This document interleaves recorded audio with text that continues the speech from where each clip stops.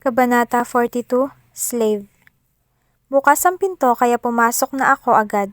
Kabado ako lalo na nang nakita ko siyang nakatayo sa tapat ng counter at nakahilig doon. His arms were crossed on his chest. Halos mag-isang linya ang kanyang kilay dahil sa pagsasalubong. Nakatitig siya sa akin. "You got me worried," kalmadong panimula niya. "And I thought he'd hurl me hurtful words because I came here late." Nagulat ako sa paunang sinabi niya. "Saan ka galing?" dagdag niya, na wala ng ekspresyon ngayon. "I was out with Stav." I don't understand why my voice is shaking. Saan?" "Sa Rojas. Pumunta kami." Halos hindi ako makatingin sa kanya. Gusto kong magmalaki at baliwalain ang malamig niyang treatment, pero pakiramdam ko'y hindi nababagay iyon. I need to face him and I can't help but feel the guilt. "And you didn't tell me last night?"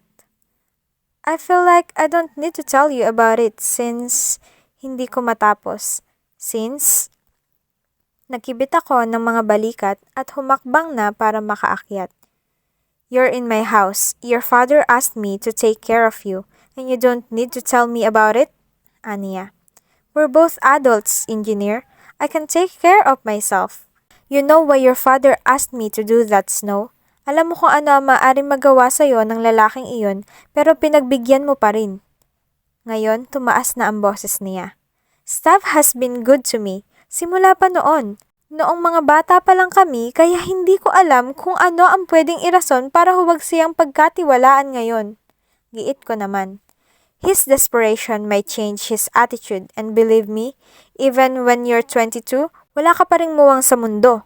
People do different things when they're desperate, and your friend is not an exemption." "Bakit? May nangyari bang masama sa akin ngayon?" "Wala naman, hindi ba? I trust him. Naging totoo siya sa mga sinasabi niya sa akin. Maaaring masasabi mo iyan dahil ikaw mismo ay hindi totoo sa mga sinabi mo." Umigting ang kanyang mga panga sa sinabi ko. Kinalas niya ang kanyang mga braso at humakbang naman siya palapit sa akin. Ang kanyang maong ay tamad na kumakapit sa kanyang baywang. I can't help but look away just to keep me away from my worldly thoughts. "You trust him, that's why until now you'll let him kiss you?" Kasing lamig ng yelo ang boses niya. Nag-angat ako ng tingin sa kanya. His eyes were tired and bloodshot. Medyo pula rin ang kanyang mukha.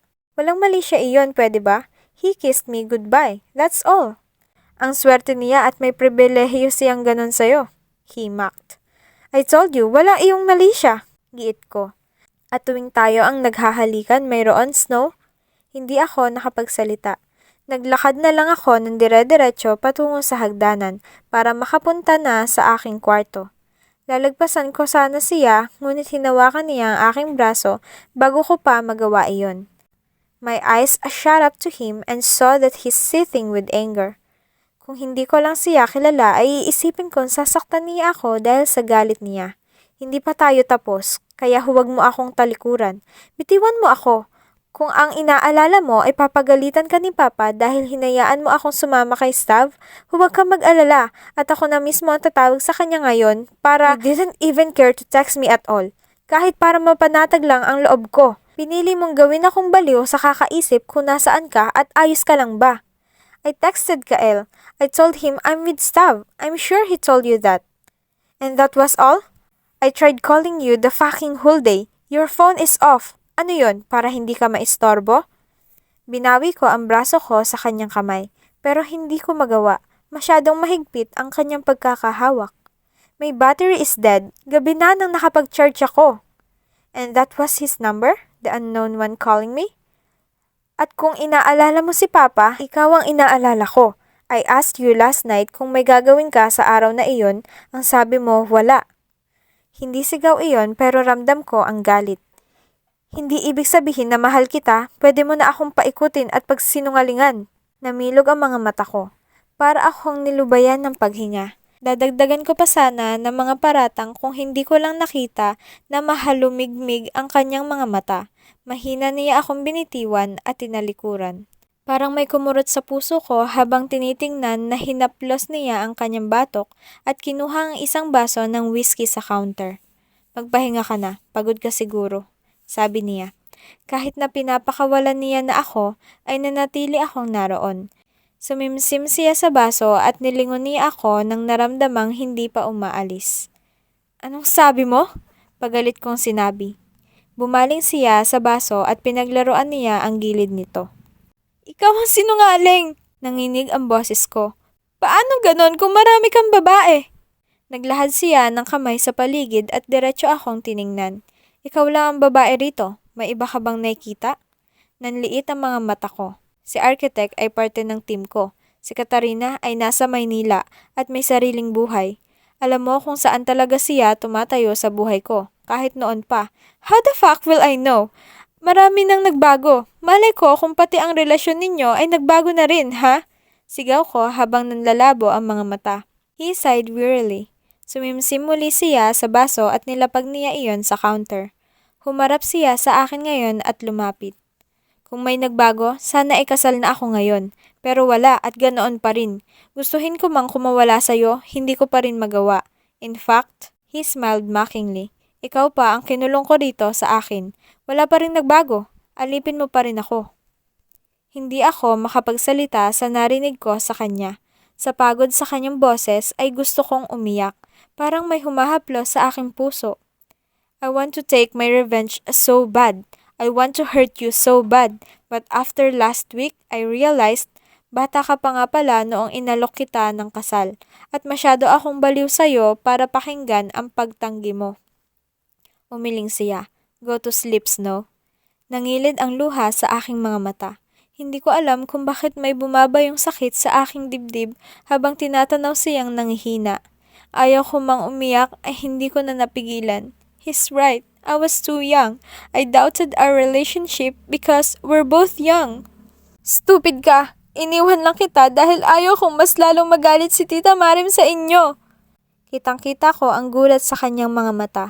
Even with the pain in his eyes, I can see still a faint amusement. I know that now. Don't worry, he said coldly at nag-iwas ng tingin. Lumapit ako sa kanya. I closed the space between us. My heart is pounding like mad. I hate him for believing that I rejected his offer to marry him only because I was young. Kung hindi galit ang tiyahin ko sa kanila, ay malamang pinakasalan ko na siya. Wala akong pakialam kung bata pa ako noon. Si Bal! Sigaw ko nang hindi niya ako tiningnan kahit nasa harapan niya ako. Bumuhos ang luha sa aking mga mata. Hindi ko alam kung bakit sobra-sobra ang sakit na nararamdaman ko ngayon. Naiinis ako sa pinaniwalaan niya. Tumingkayad ako para maabot ang kanyang labi. Pinatakan ko siya ng halik. Hindi siya gumalaw. Imbes ay sinarado niyang maigi ang kanyang labi. Uminit ang pisngi at bato ko sa kanyang ginawa. Tinulak ko ang dibdib niya pero hindi siya natinag. Hindi siya makatingin sa akin. Kiss me back! Utos ko. Hindi iyan ang gusto ko, Snow. If we do that again and you forget me in the morning, I will lose it. Bumaling siya sa akin. His starred eyes scares me. Ayaw kong pagod siya. Ayaw kong makita na sasaktan siya. Lalo na ngayong nanlalambot ako sa lahat ng sinabi niya. Please. Tumingkayad muli ako at hinalikan siya sa labi. Hinawakan niya ang magkabilang braso ko para ipirmi ang mga paa ko sa sahig. Hindi na ako makahalik sa kanya ngayon. Mahal pa rin kita, I whispered. Kitang-kita ko ang pagkamangha niya. He bit his lower lip. Tinitigan niya ako parang tinatansya ang sinabi ko. If Tita Maram didn't threaten me years ago, kasal na sana tayo ngayon. Halos hindi ko marinig ang sarili kong boses ngayon. Pakakasalan mo ba ako kahit mahirap lang ako? I doubt that, Miss President. Your relatives would be furious. I don't care. Umawang ang bibig niya. Ilang saglit niya akong tiningnan. I will ask for more if you want to kiss me, he said. Ngumuso ako. What is it then? You're not allowed to kiss or be kissed by anyone including your trusted friend. Nanginig ang boses niya. You're sleeping in my room. Is that all? Hamon ko. And I want you to practice a new signature with Riego as your surname dahil talagang itatali kita, Miss President. Ilang sandali akong tumitig sa kanya. He looked serious as he gazed at me. It's like he's expecting me to say no to that, gaya ng ginawa ko noon. Is that all? Hamon kong muli. Bago pa ako makapagsalita muli ay bumaba siya ng kaunti para siilin ako ng halik. Inangat niya ako. Hawak ang aking pangupo ay naglakad siya paakyat sa hagdanan. Tumindig ang balahibo ko nang naramdaman ang malamig na pintuan ng kanyang kwarto nang sinandal niya ako roon para mahawakan ang door handle at para makapasok doon. His lips touched mine with a few provocative kisses. Parang nanunuya. Parang bumubulong sa akin kung ano talaga ang naiwan ko sa loob ng 5 taon. Parang kailangan kong pagsisihan ng mabuti iyon. Hinila niya ang aking batok at inanggulo ang aking ulo para mas mahalikan ako ng malalim. His tongue teased the insides of my mouth at halos mawala ako sa sarili ko. Hinila ko na lang ang ilang hibla ng aking tamang pag-iisip para lang hindi tuluyang malubayan ng ulirat. Naramdaman ko ang lambot ng kanyang kama nang padarag niya akong binabaroon. Agad niyang tinanggal ang kanyang t-shirt at tinapon kung saan. He resumed his hot and wet kisses as he grinded against my body. The tingling sensation in between my legs made me quiver, lalo na tuwing tumatapat iyon sa nararamdaman kong pagkalalaki niya. The thought of him naked is killing me. Pinalupot ko ang aking braso sa kanyang leeg para mas lalo siyang mahalikan, ngunit hindi niya ako pinaunlakan. Gusto niyang nanunuya. He sucked and tasted my lips when I want him to kiss me with his tongue and all out. Kahit na frustrated ay para akong nadarang sa apoy dahil sa ginawa niya. Huwag mo na ulit akong pagseselosin, bulong niya habang hinahawakan ang laylayan ng aking damit. Hindi na. Halos hindi ko makilala ang sarili kong boses. He smiled at my response. Quickly, he managed to remove my dress. Hihiga na sana ako muli kung hindi niya lang ako hinila patungong dulo ng kama. He kissed me passionately as his other hand found its way to my soft mounds. He molded and kneaded them like it's their master. Bumabaan pa ako sa kama. Ang sahig ay malamig sa aking paa. Hiniga niya ako sa ganoong ayos habang hinahalikan.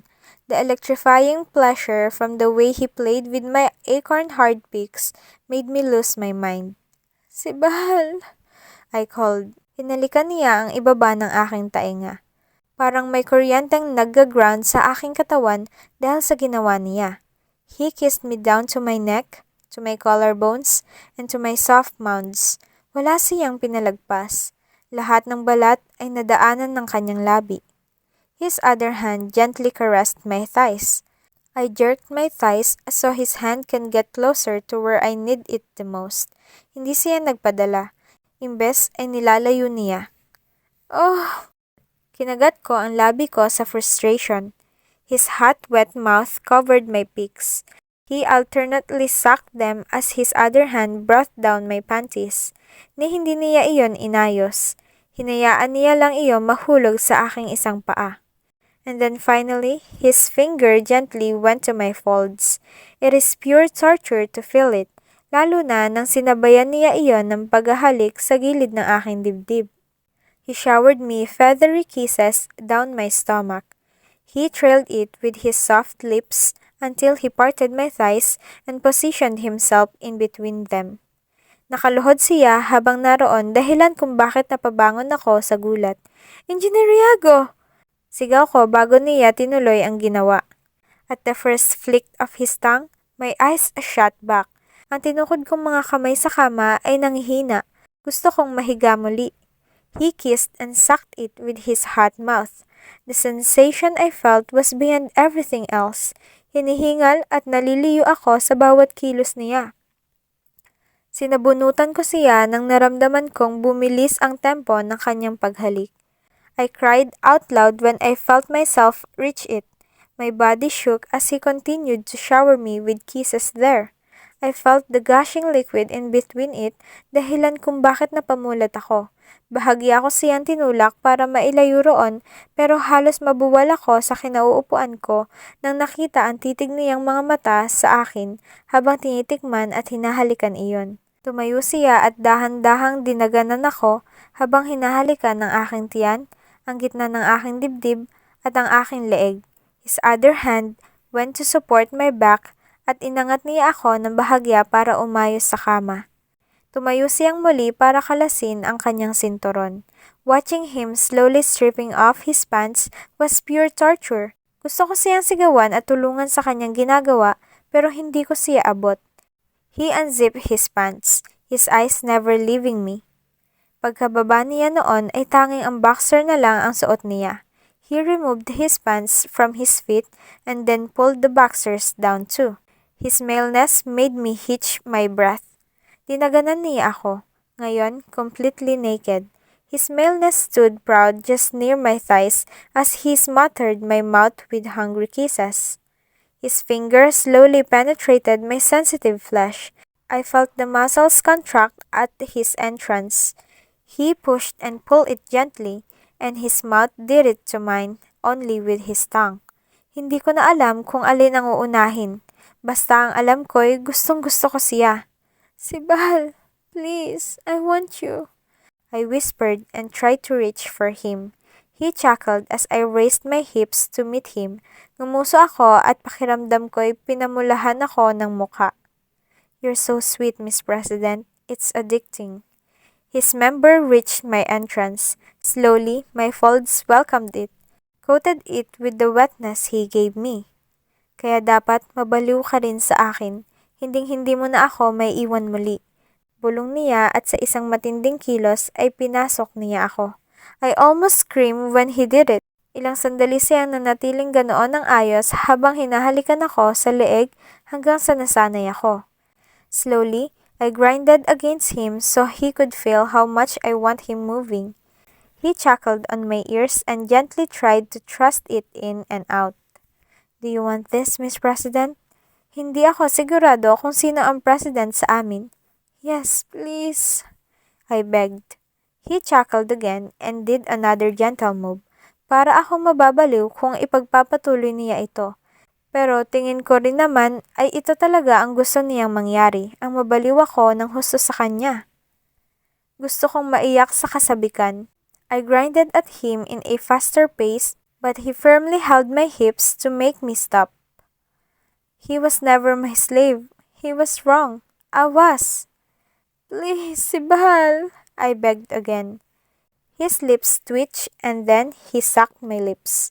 Hinawakan niya mabuti ang aking baywang at pagkatapos ay mabilis na binigay sa akin ang gusto ko. He moved so fast and hard that I couldn't even catch my breath properly. Soft moans made him curse a lot as he did that. Lumilat ako upang makita siyang pulang-pula at nakatingala habang ginagawa iyon. "Damn it, baby. Why do you have to be?"